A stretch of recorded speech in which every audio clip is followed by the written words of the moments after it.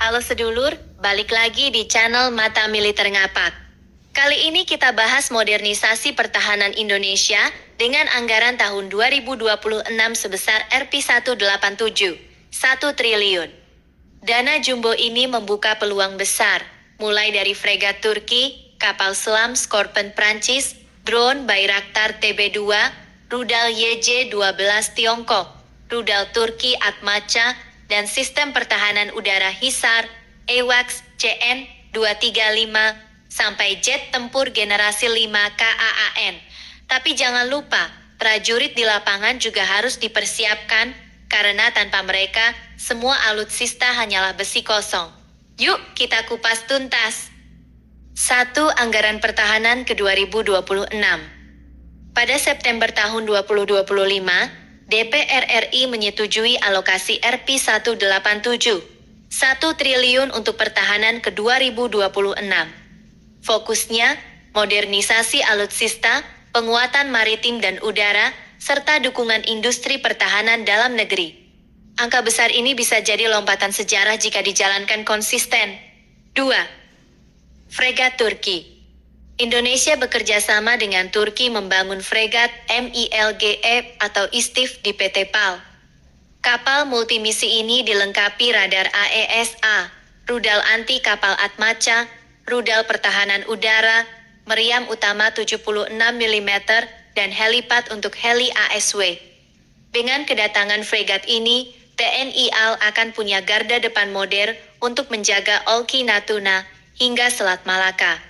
3. Kapal selam Scorpion. Indonesia juga melirik Scorpion dari Prancis. Kapal selam diesel elektrik ini dilengkapi opsi air independent propulsion, bobot 1.600 sampai 2.000 ton, serta mampu membawa torpedo dan rudal anti kapal. Dengan desain stealth, Scorpion bisa jadi pengawal senyap yang sangat penting di bawah laut Nusantara. 4. Drone Bayraktar TB2. Untuk pengawasan udara jarak menengah, pilihan utama jatuh pada Bayraktar TB2 dari Turki. Drone ini sudah terbukti di berbagai medan tempur, Suriah, Nagorno-Karabakh, hingga Ukraina. Dengan endurance panjang dan kemampuan membawa bom pintar MAM-L, Bayraktar bisa jadi pengintai sekaligus penyerang. 5. Rudal anti kapal YJ-12. Tiongkok menawarkan YJ-12. Rudal supersonik Skimming dengan jangkauan ratusan kilometer. Profil serangannya yang cepat dan rendah membuatnya sulit dicegat. Sangat ideal untuk misi menghancurkan kapal besar yang mencoba masuk ke wilayah maritim Indonesia. 6. Rudal Turki, Atmaca, dan HISAR. Turki menghadirkan paket senjata yang menarik. Atmaca. Rudal anti kapal Skimming dengan jangkauan 250 km, hulu ledak 220 sampai 250 kg, dan panduan INS atau GPS plus radar aktif di fase terminal. Bisa dipasang di fregat, peluncur pantai, dan bahkan varian bawah laut. Inilah pengganti modern untuk Harpoon. HISAR, sistem pertahanan udara berlapis. HISAR A plus jarak pendek 15 km. HISAR O plus jarak menengah 25 km. HISAR RF, siper jarak jauh hingga 70-100 km. HISAR efektif menghadapi jet, drone, hingga rudal jelajah. Jika diadopsi, Indonesia akan punya payung udara nasional di luar ENAS AMS. Dengan Atmaca dan HISAR, Indonesia bisa menutup celah laut dan udara sekaligus. 7. AWACS CN-235. Lewat kerjasama PTDI, CN-235 bisa diubah jadi AWACS ringan. Dilengkapi radar AESA dan sistem C4ISR, pesawat ini akan jadi mata dan otak di udara, menghubungkan jet, drone, kapal, dan rudal dalam satu jaringan komando. 8. Jet tempur generasi 5 KAAN. Turki juga mengembangkan KAAN, jet generasi 5 multi-role stealth dengan radar ASA dan sensor fusion.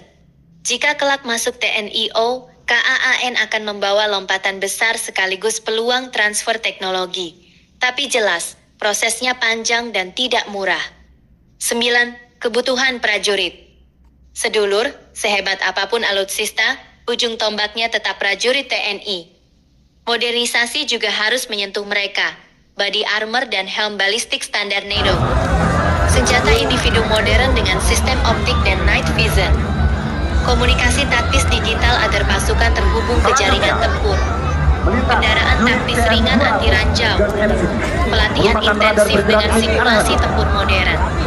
Jika prajurit mendapat dukungan setara alutsista, Indonesia bukan hanya punya senjata canggih, tapi juga pasukan siap tempur di segala kondisi. 10. Integrasi sistem. Skenarionya, fregat Istif dengan Akmaca berpatroli di Natuna. Kapal selam Scorpion mengawal diam-diam, Bayraktar TB2 mengintai dari udara, rudal YJ-12 dan Hisar siap di daratan. EWAX CN-235 memantau dari atas, dan jet KAAN melakukan penetrasi ke wilayah musuh. Semua terhubung dalam satu jaringan tempur modern. Penutup. RP-187, 1 triliun bukan sekadar angka, tapi investasi masa depan. Jika Indonesia konsisten membeli, membangun, dan melatih prajurit, maka Nusantara bisa benar-benar menjadi kekuatan maritim dan udara terbesar di Asia Tenggara. Komo 357